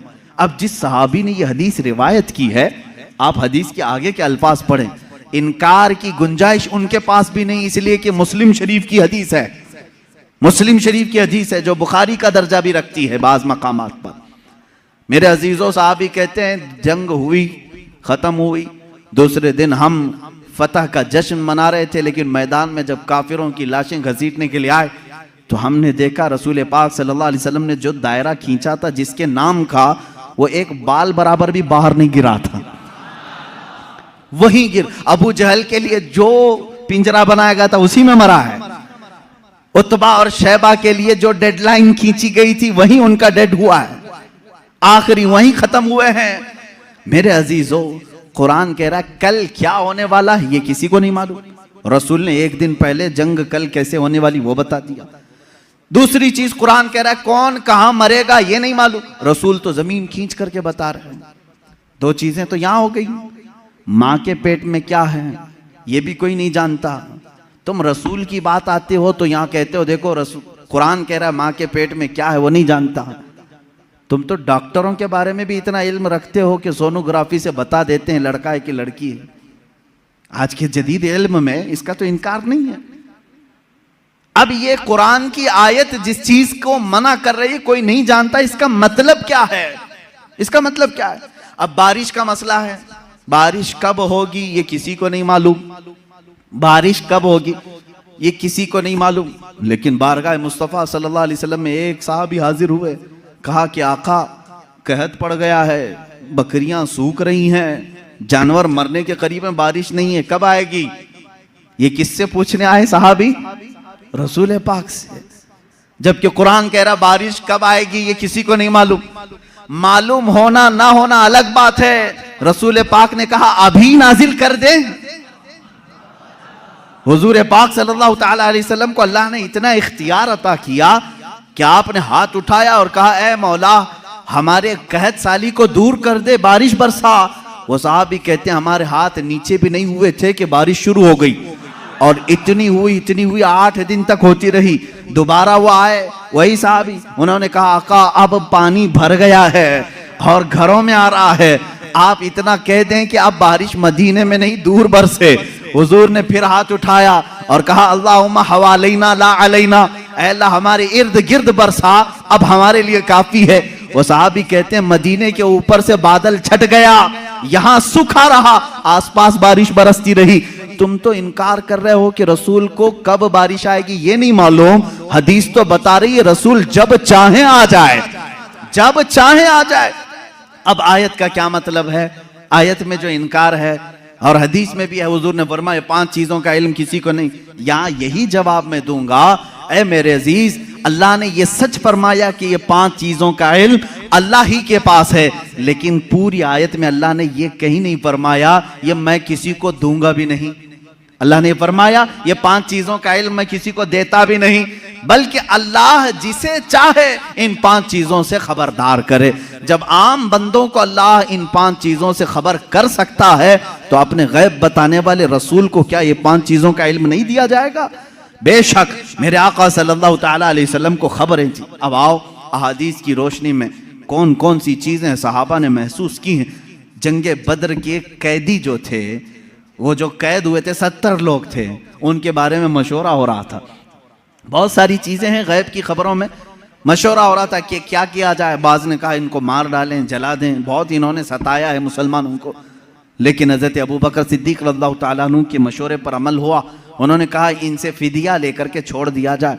हुजूर पाक सल्लल्लाहु ताला अलैहि वसल्लम हर एक कैदी को बारी बारी बुला रहे थे कि तुम्हारे पास जो है वो ले आओ, माल दो और आजाद हो जाओ, क्योंकि उन्होंने तलवार उठाई थी, तलवार उठाने का ये जुर्म है, अब आजाद हो। दूसरी कौमें तो छोड़ती नहीं, तलवार उठाने वाले को मार दिया जाता है या जेल में डाला जाता है। ये मेरे आका का रहम था कि फिदिया दे करके उन्हें छोड़ा जा रहा था, इसलिए कि ये बाद में फिर दायरे इस्लाम में आएंगे, छोड़ा जा रहा था। उन्हीं कैदियों में हुजूर के चचा अब्बास भी थे, वो ईमान लाए हुए नहीं थे, काफिरों की तरफ से लड़ने के लिए आए थे। अब्बास वो भी कैदियों में थे, चचा हैं। हुजूर सल्लल्लाहु ताला अलैहि वसल्लम के पास पहुंचे, कहा ऐ चचा आप तो उनके दुश्मनों के साथ आए थे, फिदिया दो और आजाद हो जाओ। कहा मेरे पास कुछ भी नहीं है, मेरे पास कुछ भी नहीं है, माल कुछ भी नहीं है। हुजूर पाक सल्लल्लाहु ताला अलैहि वसल्लम ने क्या फरमाया जानते हैं? कहते हैं चचा जब मक्का से निकले थे अपनी बीवी उम्मुल फजल को एक गठरी आपने सिक्कों की दी थी, फलां जगह छुपाने के लिए कहा था, वो गठरी मंगवाएं और फिदिया दें और आजाद हो जाएं। अल्लाह अकबर। हज़रत अब्बास कहते हैं ये रास्ता मेरा और मेरी बीवी का, ये मोहम्मद अरबी सल्लल्लाहु अलैहि वसल्लम जंग के मैदान में बता रहे हैं, चचा आप घर से निकलते वक्त जो पैसों की थैली अपनी बीवी को सुपुर्द करके आए थे और कहा था फलां जगह छुपा के रखना, किसी को बताना मत, हुजूर ये तक बता रहे हैं। हज़रत अब्बास ने कहा मैं फिदिया तो लाऊंगा लेकिन पहले कलमा तैयबा भी पढ़ लूंगा। दायरा इस्लाम में आई हज़रत अब्बास रज़ियल्लाहु तआला अन्हु हुजूर सल्लल्लाहु तआला अलैहि वसल्लम पर ईमान लाए।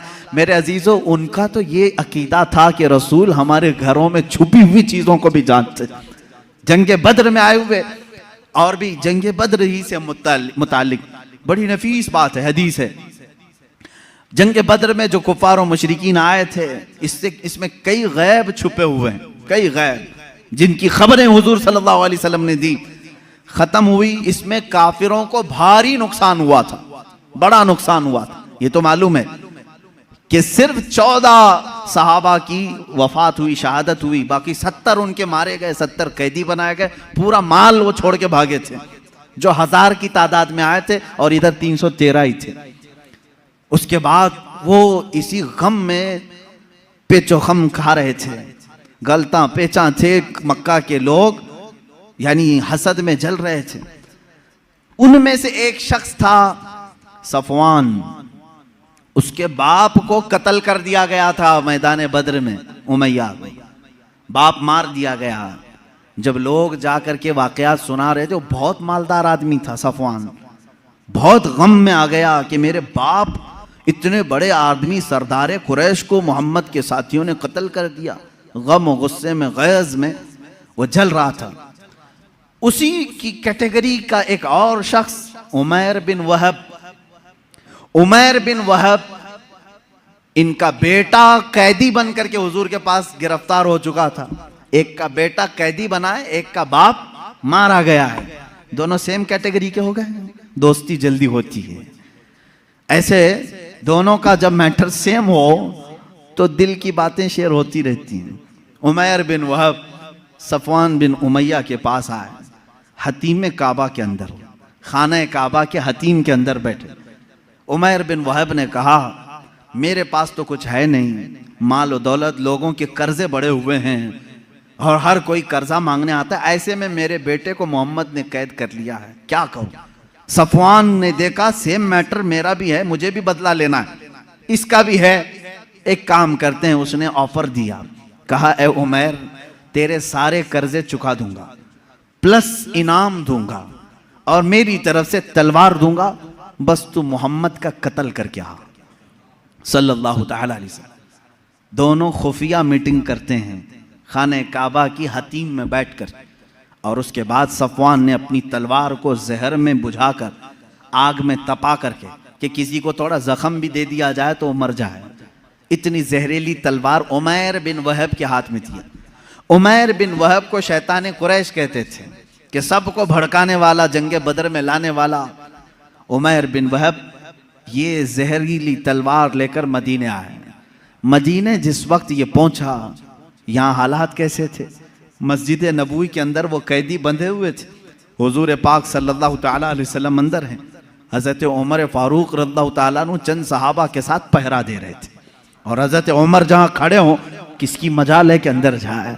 जब वो करीब आया, अभी करीब आ रहा था उमैर बिन वहब, हज़रत उमर बिल्कुल चौंक गए और उसके बाद अपने साथियों से कहा खुज़ू हाज़ल कल्ब, पकड़ो इस कुत्ते को, ये आया क्यों है मदीना, ये बद्र में दुश्मन बन करके आया था। ये अल्फाज है हदीस पाक में, कहा इस कुत्ते को पकड़ो जो पूरे लोगों को भड़का करके बदर में ले आया था, और झपट पड़े उस पर और उसके गले में रुमाल डाल करके उसको फंदा बना लिया। कहा क्यों आया है?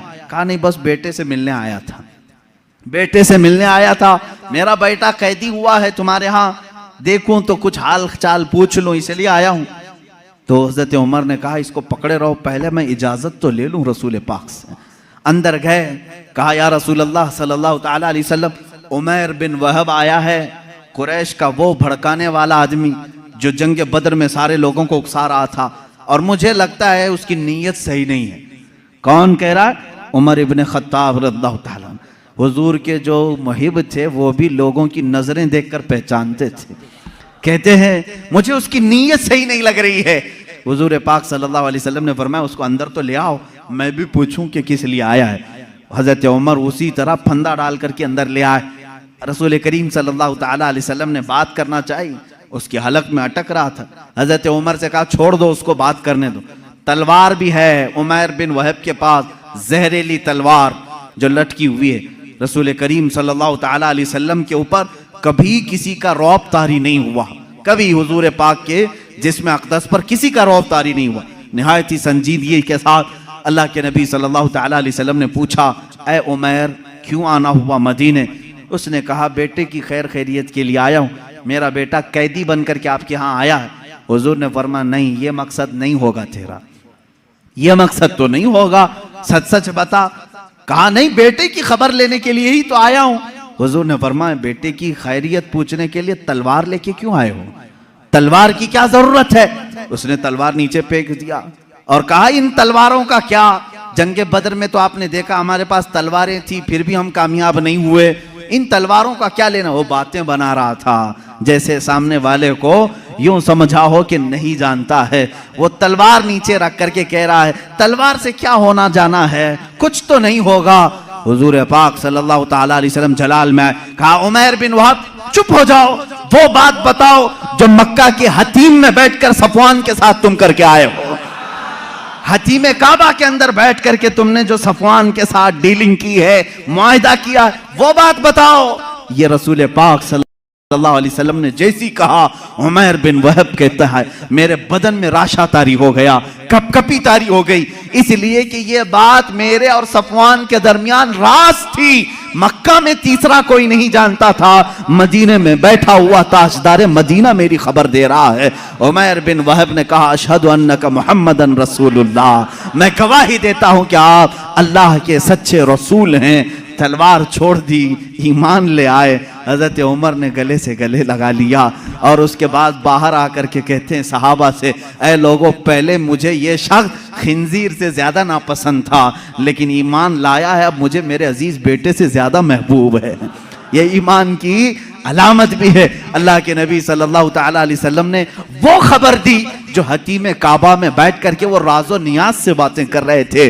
इसलिए मेरे अजीजों, जब आप अपने घर में तन्हाई में बैठ करके याद करें, इस यकीन के साथ याद करो कि मेरा नबी सुन रहा है, मेरे आका को इसकी खबर है। अब रही बात, वो जिंदगी में जानते थे, बादे वफात भी जानते हैं। ये भी दलील हमारे पास। पहले हम जिंदगी ही की बात कर लें, जाहिरी जिंदगी की। अल्लाह के नबी सल्लल्लाहु ताला अलैहि वसल्लम के साथ एक बार नहीं कई मरतबा ये मामला आता है।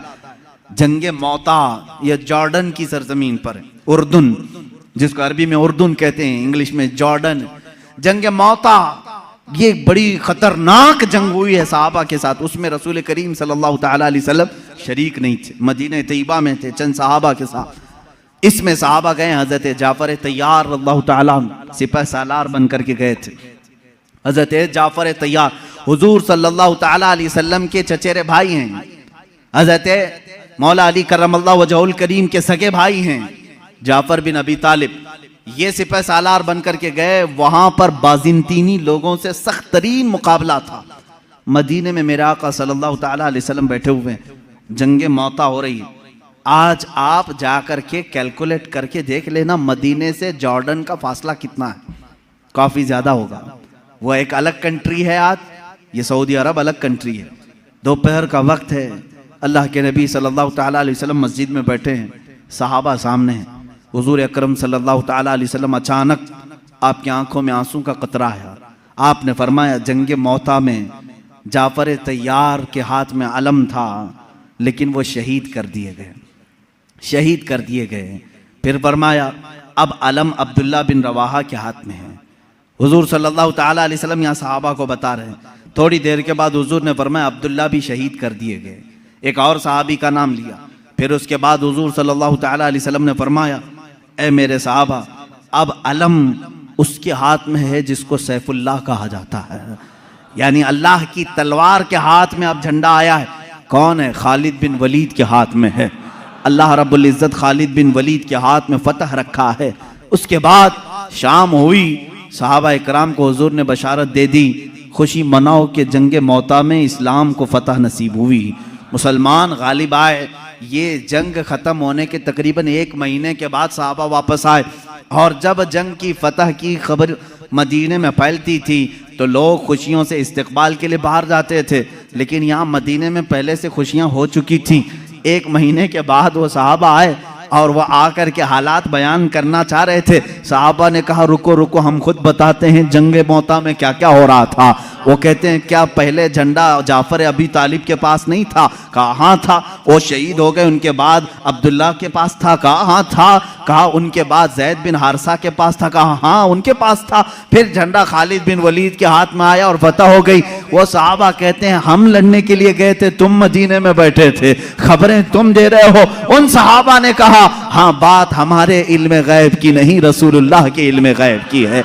जिस वक्त तुम जंग के मैदान में थे, अल्लाह के नबी पूरे मौता जंग का नक्शा हमें मदीने में बता रहे थे। अजीजा ने गिरामी वक़ार, इसी को इमाम अहले सुन्नत फाजिल बरेलवी ने फरमाया है, सरे अर्श पर है तेरी गुजर, दिल फर्श पर है तेरी नजर, मलकूत तो मुल्क में नहीं कोई शय, वो जो तुझ पे आया नहीं। या रसूल अल्लाह और कोई गैब क्या तुमसे नेहा हो भला, जब ना खुदा ही छुपा तुम पे करोड़ों दुरूद। अजीजा ने गिरामी वक़ार, बेशुमार वाक़यात में सहाबा कहते हैं हमें मालूम था अल्लाह के नबी सल्लल्लाहु ताला अलैहि वसल्लम को इसकी खबर थी।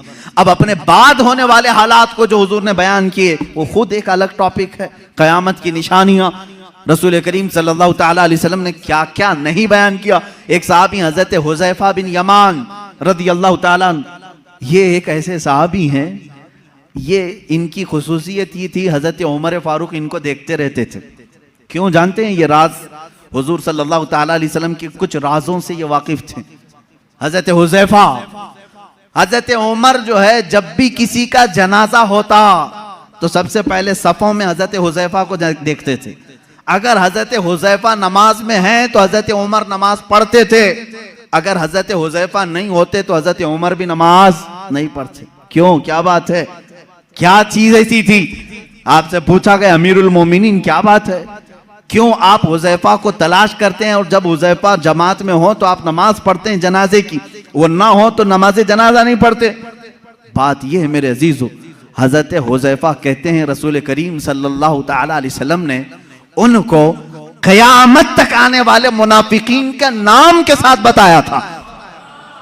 फला बिन फला मुनाफिक है, फला बिन फला मुनाफिक है, फला बिन फला मुनाफिक है। हजरत हुज़ैफा कहते हैं मैंने सब नाम याद रखे। हजरत उमर कहते हैं ये राज़े रसूल के जानकार थे और ये जानते थे कि कौन मरा है, मोमिन मरा है कि मुनाफिक मरा है। हजरत हुज़ैफा जिस जनाजे में शरीक होते हजरत उमर कहते मोमिन का जनाजा गया, जहां नहीं होते वो खुद ही दूर हट जाते। हजरत हुज़ैफा नहीं है इसका मतलब है दाल में कुछ काला जरूर है। मेरे अजीजों, हुजूर अकरम सल्लल्लाहु ताला अलैहि वसल्लम ने उन्हें नाम के साथ बताया था। क्या ये गैब की खबर नहीं है? ये गैब की खबर नहीं है किसके दिल में क्या छुपा है? ईमान और निफाक तो ये दिल की कैफियत का नाम है। हुजूर अकरम सल्लल्लाहु ताला अलैहि वसल्लम नमाज की हालत में हो और सहाबा इकराम पीछे नमाज पढ़ रहे हो, तब भी हुजूर फरमाते हैं तुम्हारे रुकू और सजदे भी मुझसे छुपे हुए नहीं, तुम अपने दिलों में जो सोचते हो वो भी खबरें अल्लाह ताला मुझ पर मुनकशिफ फरमाता है। अब हजरत हुज़ैफा रज़ियल्लाहु ताला अन्हु फरमाते हैं, वही हदीस सुन लें।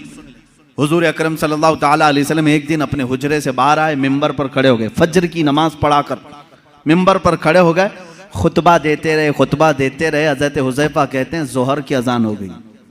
जोहर तक, जोहर की नमाज पढ़ाई, हुजूर पाक सल्लल्लाहु अलैहि वसल्लम फिर मिंबर पर चढ़े, खुतबा देते रहे, असर हो गई, असर के बाद फिर खुतबा दिया, मगरिब हो गई, मगरिब के बाद फिर खुतबा दिया, इशा हो गई। इतना लंबा खुतबा पूरी जिंदगी पाक में कभी नहीं था। हजरत हुज़ैफा रज़ियल्लाहु ताला अन्हु इस हदीस के रावी फरमाते हैं, ये वो दिन था जब मैं तन्हा नहीं और भी सहाबा थे, अल्लाह के नबी सल्लल्लाहु ताला अलैहि वसल्लम ने अपनी वफात के बाद से लेकर क़यामत तक आने वाले हर फितने को हुजूर ने खुतबे में बयान किया। और हुजूर हजरत हुज़ैफा फरमाते हैं, इतने फितने, कौन किस फितने का बानी होगा, कौन फाउंडर होगा, कौन कौन सी जमातें तश्कील पाएंगी, कितने फिरके बनेंगे और फिरके का फाउंडर कौन होगा, उसके नाम के साथ हजरत हुज़ैफा कहते हैं 300 फितनों के बानियों के नाम तो मुझे याद हैं। हुजूर सल्लल्लाहु ताला अलैहि वसल्लम मिंबर पर बयान कर रहे हैं। और एक हदीस हजरत अबू हुरैरा से, हुजूर सल्लल्लाहु ताला अलैहि वसल्लम अपने हाथ में 2 किताबें लिए हुए थे। पूछा हजरत अबू हुरैरा ने, क्या है?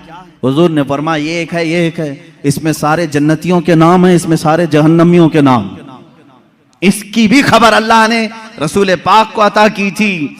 अब कौन कौन सी चीजों को तुम निकालोगे कि ये नहीं जानते थे, वो नहीं जानते थे, कौन जन्नती है और कौन दोज़खी है, इसकी खबर भी मेरे आका सल्लल्लाहु ताला अलैहि वसल्लम अता फरमा रहे हैं। बल्कि जन्नत के अंदर पहुंचने वालों की खबरें, दोज़ख में कौन कौन जाएगा उनकी खबरें, कब्रों के मुतालिक, यहाँ तक कि एक हदीस पाक है, हुजूर सल्लल्लाहु ताला अलैहि वसल्लम गुजर रहे थे, एक जगह कब्रस्तान के खड़े हो गए और आपने एक बेरी के दरख्त की टहनी, शाख को तोड़कर उन कब्रों पर लगाया, हरे हरे पत्ते थे।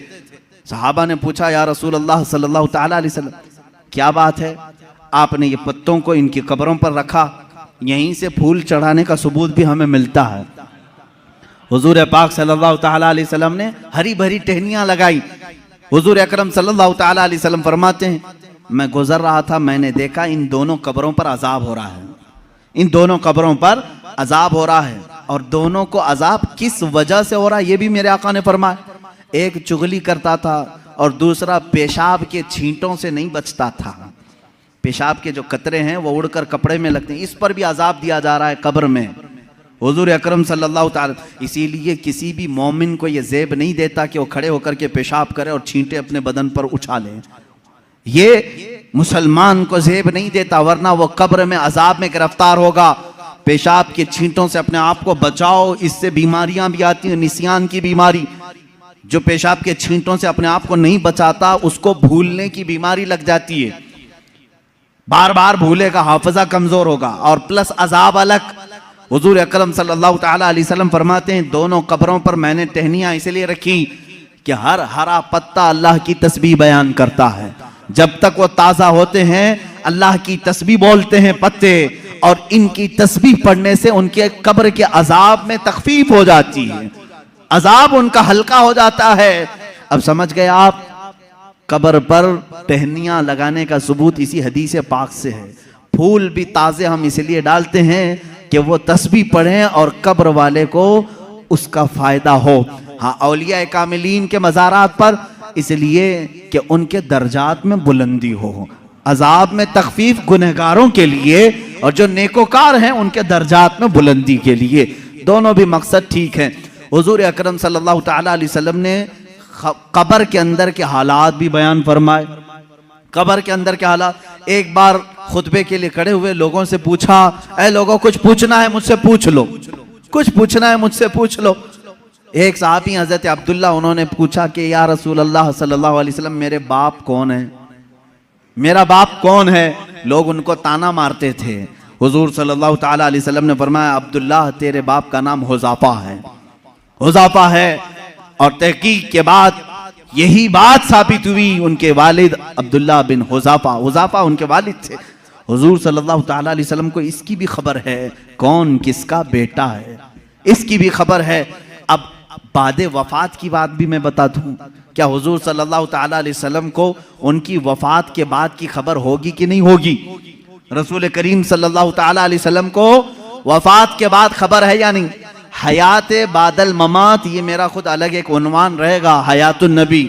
लेकिन हुजूर की वफात के बाद वो अपनी उम्मत को जानते हैं कि नहीं जानते? अजीज़ान गिरामी, एक सहाबी कहते हैं हुजूर सल्लल्लाहु ताला अलैहि वसल्लम से, उन्होंने अर्ज किया, आका मैं आपसे करीब होने के लिए क्या करूं? हुजूर सल्लल्लाहु ताला अलैहि वसल्लम की वफात के बाद की बात पूछ रहे हूं। हुजूर ने फरमाया, तुम कसरत से दुरूद पढ़ो, कसरत से दुरूद पढ़ो। उन्होंने पूछा, हर उस सहाबी ने अच्छा किया जो पूछा। इस जमाने में वो फतवा भी दिया जा सकता है। उन्होंने पूछा, या रसूल अल्लाह सल्लल्लाहु अलैहि वसल्लम, क्या आपकी वफात के बाद, मौत के बाद मेरा पड़ा हुआ आप तक पहुंचेगा? यही तो सवाल है दूसरों का। और उन्होंने सुन्नियों का बोझ भी हल्का किया, कोई शक में ना रहे। हुजूर पाक सल्लल्लाहु अलैहि वसल्लम ने जवाब में भी इतना ही नहीं फरमाया पहुंचेगा, बल्कि यूं फरमाया सहाबी को, वो और लोग हैं जिनके मरने के बाद हड्डियां गल जाती हैं, जिस्म सड़ जाता है। इन्नल्लाह हर्रम अलल अर्दि अन तअकुल अजसादल अंबिया फनबियुल्लाहि हय्युन युरज़क़। अल्लाह के नबी फरमाते हैं, हदीस है, बेशक अल्लाह ने जमीन को हराम कर दिया है, वो नबियों के जिस्मों को खा नहीं सकती। अल्लाह के नबी जिंदा होते हैं और रिस्क भी दिए जाते हैं, उनको रिस्क दिया जाता है। तुम जो दुरूद पढ़ते हो सिर्फ पहुंचता नहीं, मेरे आका फरमाते हैं, जिसने दुरूद पढ़ा मैं उसे भी जानता हूं, उसके बाप को भी जानता हूं। पढ़ो दुरूद मुबारक। अल्लाहुम्मा सल्लि अला सय्यिदिना मुहम्मद व अला आलिहि व अस्हाबिहि व बारक व सल्लम अबदा। रसूल करीम सल्लल्लाहु ताला अलैहि वसल्लम फरमाते हैं, मैं उसको भी जानता हूं, उसके बाप को भी जानता हूं। गैब की खबरें रखने वाला वो रसूल कभी ये नहीं फरमाया कि मदीने से भेजेगा तो जानता हूं, मक्के से भेजेगा तो जानता हूं। मुतलक फरमाया, अफ्रीका से भेजे, हिंदुस्तान से भेजे, पाकिस्तान से भेजे, जहां से भी भेजे, चाहे उसके बाप का नाम जैसा भी हो, लेकिन मेरे आका ने फरमाया मैं उसको भी जानता हूं, उसके बाप को भी जानता हूं। ऐ मुसलमानों, फख्र करो इस बात पर, फख्र बांध जाओ इस बात पर। एक दरूद ऐसा है, एक इबादत ऐसी है, जब हम यहां पढ़ते हैं हमारे बाप का तज़किरा मदीने में हो रहा होता है। मेरे आका की जालियों के सामने हमारे बाप का नाम तक पहुंच जाता है। इससे बड़ी खुशकिस्मती तुम्हारी और क्या हो सकती है, जब नबी को फरिश्ता जाकर यह बता रहा हो, या रसूल अल्लाह फलां का बेटा फलां अभी दुरूद पढ़ा है और आपकी बारगाह में पहुंचाया जा रहा है। फरिश्ते पहुंचाते हैं। बाज वो हैं, हुजूर फरमाते हैं, जिनके दुरूद को मैं खुद सुनता हूं। बाज वो हैं जिनके दुरूद को मैं खुद सुनता हूं, और बाज वो हैं जिनके दुरूद को अल्लाह के मलाइका फरिश्ते मुझ तक पहुंचाया करते हैं। ये कब तक पहुंचाते हैं इसकी भी कोई लिमिट नहीं, जब तक क़यामत ना आ जाए रसूल पाक हर उम्मती की खबर रखते हैं। मेरे अजीजों, ये अकीदा क्यों जरूरी है मैं आपको बताता हूं। जालिमों ने, अंग्रेजों ने, यहूदियों ने, उनके अंदर एक जमात है मुस्तशरिक, जिसको ओरिएंटलिज्म कहा जाता है। ये मुस्तशरिक हैं, ये इस्लाम को पढ़ते हैं, होते यहूदी हैं, ईसाई हैं, मशनरी के लोग इस्लाम को पढ़ते हैं, कुरान पढ़ते हैं, हदीस पढ़ते हैं, आलिम भी बन जाते हैं, और फिर हमारी यूनिवर्सिटीज़ में पढ़ाते भी हैं, और लोगों के दरमियान इस्लाम की बातें करते हैं। लेकिन कुछ न कुछ इसमें से एतराज़ निकाल करके मुसलमानों के अकीदे में कशमकश लाना चाहते हैं, वसवसे डालना चाहते हैं। ऐसे हर जमाने में रहे, आज भी है। खुद मिस्र में जामिया काहिरा यूनिवर्सिटी का नाम है, काहिरा यूनिवर्सिटी, वहां पर आज भी वो यहूदी इस्लामी तालीमात पढ़ा रहे हैं, फिक़्ह इस्लामी पढ़ाते हैं। वो है नहीं मुसलमान, लेकिन इस्लामी तालीमात से खूब वाकिफ है। और उन्होंने, एक गोल्ड ज़हर नाम का शख्स था जो मुस्तशरिक है, उसने किताबें लिखी, वो हदीस भी और कुरान की तफसीर भी जानता था। हैरत होगी आपको, दुनिया की सबसे बड़ी डिक्शनरी हदीसों को तलाशने के लिए बड़ा मसला था कि कौन सी हदीस कहाँ है। बुखारी में है कि मुस्लिम में है, मिशकात में है, तिरमिजी में, अबू दाऊद में, नसाई में, इब्ने माजा में, हदीस की हजारों किताबें, कहाँ कौन सी हदीस मिलेगी। इसकी पहली डिक्शनरी जिन्होंने बनाया, अल-मुअजमुल मुफहरिस लि अल्फाजिल हदीस, ये तकरीबन 6 या 7 जिल्दों में किताब है, डिक्शनरी है। अलिफ से अगर हदीस शुरू होती है तो ये कहाँ कहाँ मिलेगी उसके साथ लिखा हुआ है। इस पर पूरी मेहनत किया 4 यहूदी आलिमों ने, वो मुसलमान नहीं। उनको क्यों इतनी फिक्र है, क्यों वो इतनी मेहनत कर रहे हैं? तफसीर पर लिखा है इन्होंने, इल्मे तफसीर पर किताबें लिखी हैं। मेरे अजीजों, मोहब्बत इस्लाम में नहीं, अदावत इस्लाम में। लिखते हैं और उसके बाद एतराज करते हैं खुद अपनी तरफ से और मुसलमानों में छोड़ देते हैं। यहीं से जमातें बनती हैं, यहीं से जमातें बनती हैं। इनके जो शागिर्द हैं मुस्तशरिकीन के, वो मॉडर्न ख्याल बन करके मुसलमानों में आते हैं और नई नई बातें ले आते हैं। मोहम्मद बिन अब्दुल वहाब नजदी जो सबसे पहले अपने नए अकायद को सऊदी अरब में पेश किया, इनके उस्ताद कौन कौन थे जरा आप मुझे बताओ, कहां कहां पढ़े थे, उस्ताद से मुतासिर होकर के आए। ऐसे मिस्र में भी बहुत सारे हैं जो जर्मनी में इस्लामी तालीमात पढ़ते रहे, इंग्लैंड में पढ़ते रहे, इस्लामिक डिपार्टमेंट के अंदर बहुत सारे मुदर्रिस इस्लाम पढ़ाने वाले यहूदी हैं, ईसाई। ये भी नहीं कि छुप करके, बल्कि वो जाहिर भी हैं, वो कहते भी हैं हम ईसाई हैं, हम यहूदी हैं, लेकिन इस्लाम को हम पढ़े हुए हैं एज ए नॉलेज, एक दिरासा के तौर पर। लेकिन उनका काम सिर्फ ये होता है कुछ ना कुछ वसवसा डालना, कुछ ना कुछ वसवसा डालना। ऐसे हजारों वसवसे उन्होंने डाले, लेकिन उलमाए रब्बानियीन की जमात हर जमाने में रही है जो दंदा शिकन उनका जवाब भी देती रही। सबसे पहले इनकार करने वाले हुजूर सल्लल्लाहु ताला अलैहि वसल्लम के हयात बादे वफात के लिए ये मुस्तशरिकीन ही थे। इन्होंने शोशा डाल दिया था कि नबी मर कर खत्म हो चुके हैं, अब उनका कोई असर बाकी नहीं, इन्फ्लुएंस नहीं रहेगा। इस तरह की बातें उन्होंने लिखी, उनसे एडॉप्ट किया कुछ हमारी जमात के उलमा, वो बाद में अलग हो गए। हुजूर सल्लल्लाहु ताला अलैहि वसल्लम के इल्म के बारे में सबसे पहले यही मुस्तशरिकीन यहूदियों और ईसाइयों ने सवालात छोड़े। सबसे पहले इन्हीं की तरफ से एतराज आता है कि रसूल पाक सल्लल्लाहु ताला अलैहि वसल्लम को कभी गशी आ जाती थी और इस आलम में वो कुछ ना कुछ बोल जाते थे, मुआज़ल्लाह रब्बिल आलमीन। इस तरह की नाज़ेबा तोहमतें उन्होंने हुजूर की जात पर लगाई और कहा उनको इतना इल्म नहीं था फलां फलां चीज़ों का, वो अचानक बोल देते और लग जाती कुछ चीज़ें। इनसे अडॉप्ट करके कुछ उलमा आए। मेरे अजीज़ों, क्यों जानते हैं ये मेरे आका के इल्म गैब पर क्यों इस तरह की बातें करते हैं? सिर्फ इसलिए कि उम्मत के जहन में हुजूर का मर्तबा कम कर दिया जाए। आज तुम्हें डर किस बात का लगता है? नबी की शान में एक जुमला भी कहने से 1000 बार सोचते हो। अल्लाह के नबी हैं, उनके बारे में हम मजाक में भी कोई जुमला नहीं कह सकते, ईमान चला जाएगा। आज तक ये डर है या नहीं? आज तक ये डर है। लेकिन ये चाहते हैं कि उनको भी आम इंसान की तरह पेश कर दें, उनका भी मजाक हो सकता है। तो जब उम्मत मजाक को सहना पसंद कर लेगी तो समझ लो कि तुम्हारा रिश्ता खत्म हो गया, अब तुम्हारा इस्लाम ही खोखला हो गया।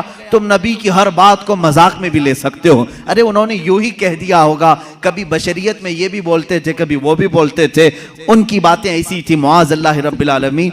यहां आ जाती है बात सीधे तुम्हारे इस्लाम की जड़ों पर, इसलिए इसको इतना हल्का मत समझना। इल्म गैब पर डिस्कस करने वालों को मैं ये कहता हूं, ऐ नौजवानों, तुम्हारी ये फील्ड नहीं है, तुम्हारा ये मैदान नहीं है, मुनाजरे करना तुम्हारा काम नहीं है। बस इतना तुम अकीदा रखो, हम इस मसले में कोई गुफ्तगू नहीं करना चाहते। मेरे रसूल को इतना इल्म था जितना मेरे मौला ने दिया था। रब ताला जाने कितना दिया था, रसूल जाने कि कितना लिया था। बस इस पर तुम अपनी गुफ्तगू को खत्म कर देना। दूसरा, कोई भी शैतान तुम्हारे पास आए, मैसेज करे, रसूल को इस बात की खबर नहीं थी, रसूल को उस बात की खबर नहीं थी, तुम हर एक के डिबेट में मत बैठना। शैतान गुफ्तगू में लगा करके तुम्हारा ईमान सल्ब करना चाहता है, तुम्हारे ईमान पर डाका डालना चाहता है। शुरू में तुम डिफेंस में जवाब देते रहोगे और जब थक जाओगे तब सोचो कि मेरे भाई सही कह रहा है सामने वाला, मेरे पास तो कोई दलील ही नहीं, हमारे उलमा के पास भी कोई दलील ही नहीं। इमाम राजी के पास शैतान आकर के उनके खुदा का यकीन उनका मुतजलजल कर गया था। इमाम राजी वक्त के बड़े इमाम हैं। शैतान एक बुजुर्ग की शक्ल में आया और कहा, तुम अल्लाह को एक मानते हो, क्या दलील है तुम्हारे पास? उन्होंने दलील दी। दूसरा, उसने शैतान काट दिया, कहा ये तो नहीं हो सकता। दूसरी उन्होंने दलील दी, वो भी काट दिया। उन्होंने अल्लाह के एक होने पर 360 दलीलें दी। उनकी मौत का वक्त करीब था, 360 दलीलें दी। लेकिन बाद में उनके पीरो मुर्शिद नजमुद्दीन कुबरा रहमतुल्लाह ताला अलैह, उनकी मदद आई। उन्होंने कहा इमाम राजी को, ए राजी, तू उससे क्यों नहीं कहता कि मैं अपने खुदा को बगैर दलील के एक मानता हूं? बस इतना कह दे और दामन छुड़ा ले। फिर इमाम राजी ने कहा, एक वक्त ऐसा आ गया था राजी का, वो सोचने लग गए थे कि अल्लाह एक है भी कि नहीं है, एक है कि नहीं है, डगमगा दिया था शैतान। तब फिर पीरो मुर्शिद की निस्बत भी काम आई, कहा नहीं इस बारे में मैं दलील ही नहीं देता, मैं मानता हूं अल्लाह एक है तो एक है। मैं यही आपको आज कहना चाहूंगा मेरे अजीज, तुम्हारा इल्म इतना नहीं कि हर शैतान से मुकाबला करो, हर डिबेट में तुम हिस्सा लो, ये तुम्हारी जिम्मेदारी नहीं। ये डिबेट करना, मुनाजरा करना, ये उलमा मुफ्तियान कराम मुनाजरीन इस्लाम पर छोड़ दो। अल्लाह ने उस फील्ड के भी माहिरीन पैदा किए हैं, उस मैदान के मुजाहिद भी पैदा किए हैं जो मुखालिफीन का दांत तोड़ करके जवाब देते हैं, वो मौजूद है, वो उनकी अपनी फील्ड है। लेकिन हर ऐरा गैरा इसमें बाजी ले जाने की कोशिश में करेगा तो तुम्हारा घोड़ा कहीं का कहीं गिर जाएगा और तुम शहीद भी हो जाओगे, गिर जाओगे। अब यहां पर मेरे अजीजों मेरी नसीहत सुन लो, इस तरह के डिबेट जब भी आए, मेरे रसूल को कितना इल्म था कितना नहीं था, तब इतना ही कहो मेरा तो अकीदा इतना है, अल्लाह ने उनको बेहिसाब दिया था, जितना अल्लाह ने दिया था उतना उनके पास था, या अल्लाह जाने कितना दिया था, रसूल जाने कितना लिया था। इसी पर अपनी गुफ्तगू खत्म करो। रसूल करीम सल्लल्लाहु ताला अलैहि वसल्लम के इल्म गैब पर ज्यादा डिस्कस ना करो। इसके बाद इंशाअल्लाह और भी दीगर बहसें आएंगी। हुजूर बशर थे कि नूर थे, हुजूर हाजिर हैं कि नाजिर हैं कि नहीं हैं, हुजूर वफात के बाद जिंदा हैं या नहीं, हुजूर को कितने इख्तियारात थे, ये सब आज के मसाइल जो फैलाए हुए हैं किताबों में, मैं इंशाअल्लाह अज़ीज़ हर एक पर थोड़ी सी ही सही गुफ्तगू करने की सआदत जरूर हासिल करूंगा। इसलिए कि हमने रसूल माना है तो वो रसूल माना है जैसे सिद्दीक़ अकबर ने माना था, हम वो रसूल मानते हैं। इसलिए कि हजरत सिद्दीक़ अकबर का ईमान तो देखो, अबू जहल आया एक बार कहने लगा अबू बकर तुम्हें मालूम है, यही ईमान होना चाहिए आपका भी। अबू बकर सिद्दीक आ रहे थे कहीं बाहर से, अबू जहल पकड़ा, कहा अबू बकर एक सवाल का जवाब दे दो। कहा क्या है? कहा एक शख्स कह रहा है कि कल की रात वो मस्जिद हरम से बैतुल मुकद्दस तक गया था, एक ही रात में गया था और उसके बाद फिर वापस लौट करके भी आया। पॉसिबल है? ऐसा मुमकिन है? ये मेराज का दूसरा दिन था, हजरत अबू बकर को अभी मालूम भी नहीं था, वो गए भी नहीं थे हुजूर के पास, पहले ही अबू जहल मिला खबर देने के लिए। तो हजरत अबू बकर ने कहा ऐसा कैसा मुमकिन है, एक रात में कोई मस्जिद हरम से मस्जिद अक्सा तक जाए? पॉसिबल नहीं है, मुमकिन नहीं, क्योंकि मक्का से फिलिस्तीन का सफर जो है उस जमाने में 1.5 महीने का था, एक रात में कोई कैसे जाके आएगा? अब वो कहका मार के हंसने लगा, ठट्टा मार करके हंसने लगा, उसे यही तो पॉइंट चाहिए था। अबू जहल ने कहा अबू बकर इतनी बात नहीं, वो इससे भी आगे की भी बातें कह रहा है, तुम्हारा क्या ख्याल है? हजरत अबू बकर चौंक गए, बता तो सही कौन कह रहा है, कौन है ये जो दावा कर रहा है? अबू जहल ने कहा वही मोहम्मद जिसके पीछे तुम घूमते हो सल्लल्लाहु अलैहि वसल्लम। हजरत अबू बकर जलाल में आए, कहा है अबू जहल अगर उन्होंने कहा है इससे बड़ी बात भी, तब भी मैं ईमान लाता हूं। हर चीज पॉसिबल है, हर चीज मुमकिन है। अगर उन्होंने कहा कि मस्जिद हरम से मस्जिद अक्सा तक वो एक रात में जाकर के आए, तो तुम मुझसे इतनी बात पूछ रहा है कि हो सकता है कि नहीं हो सकता? अगर रसूल कह दे कि एक आन में मैं 7 आसमान पर जाकर आया, तब भी मैं तस्लीम करूंगा। यह हजरत अबू बकर पहले ही बताए, उसके बाद बारगाह मुस्तफ़ा में आए हुजूर सल्लल्लाहु ताला अलैहि वसल्लम के पास। अभी हुजूर सहाबा को अपने सफर की दास्तान सुना रहे थे। हजरत अबू बकर किससे सुन के आए थे? अबू जहल से। लेकिन कुर्बान जाओ मेरे मौला को, मेरे मौला ने उन्हें जो अता किया, हजरत अबू बकर जैसे ही आए हुजूर ने मुस्कुरा करके कहा ए अबू बकर, जिब्राइल आए थे अल्लाह की तरफ से, तुम्हारे लिए एक लक़ब लेकर के आए हैं। कहा या रसूल अल्लाह क्या है? कहते अल्लाह ने आज से अबू बकर को सिद्दीक कहा है। सिद्दीक उसको कहते हैं जो सच्चाई की तस्दीक करता है, जो हर सच्ची बात को एक्सेप्ट करता है। हजरत अबू बकर अभी हुजूर से सुने नहीं, दुश्मन से सुने हैं, तब वो इकरार कर रहे हैं ए जालिमो, तुमने मुहद्दिसीन से सुना है, औलिया कामिलीन से सुना है, सहाबा ताबईन से सुना है कि रसूल क्या क्या जानते थे, फिर भी इनकार कर रहे हो। हजरत अबू बकर ने अबू जहल से सुनकर के भी इनकार नहीं किया। अल्हम्दुलिल्लाह हम सिद्दीकी ईमान रखते हैं कि हमने अपने औलिया कामिलीन की जुबान से सुना कि रसूल मा काना वमा यकून की खबर रखते हैं। हमारा अकीदा भी यही है कि रसूल मा काना वमा यकून की खबर रखते हैं। वह अव्वलीन के भी आका हैं, वह आखिरीन के भी आका हैं। वही है यासीन, वही है ताहा, वही है फुरकान, वही है अव्वल, वही है आखिर। मेरे आका की जात पर ये सारी चीजें मुंतहा हैं। अल्लाह रब्बुल इज्जत हमें अहले सुन्नत व जमाअत के सच्चे मजहब पर कायम व दायम रखे। मौला ताला हमें इसी अकीदे के साथ इस दुनिया से रुखसत फरमाए। ऐ मौला हमारा जनाजा अहले सुन्नत व जमाअत पर उठा। जब रसूल करीम सल्लल्लाहु अलैहि वसल्लम की बारगाह में पहुंचे तो हमें शर्मिंदा और जलील और रुस्वा होने से महफूज फरमा। व आखिर दावाना अनिल हम्दुलिल्लाहि रब्बिल आलमीन।